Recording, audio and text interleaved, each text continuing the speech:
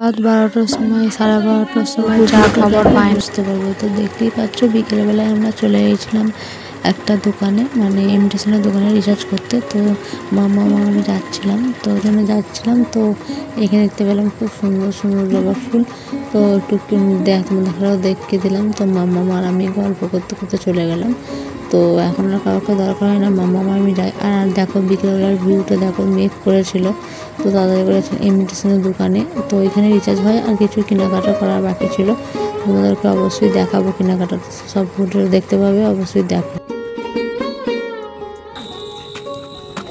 ছিঁড়ে আস্তে আস্তে বার করো। কি সুন্দর পছন্দ। আর কি আছে দেখো, আর বাকিগুলো দেখো। এই আছে ডাম্বু আর চিচিওয়ালা কাজল। বাড়ি এসে তোমরা দেখে দিলাম, মামুম দেখালো এই কটাই কেনাকাটা ছিল। তো সন্ধ্যাবেলায় সবাই মিলে চপ মুড়ি খেয়ে নিলাম। তো তারপরে আর ভিডিওটা নেওয়া হয়নি। হঠাৎ 12:30টার সময় মামা খুব কান্নাকাটি জুড়েছে যে আমি চা খাবো। তাই জন্য রাত 12:30টার সময় মা আবার চুলোয় চা করে দিল।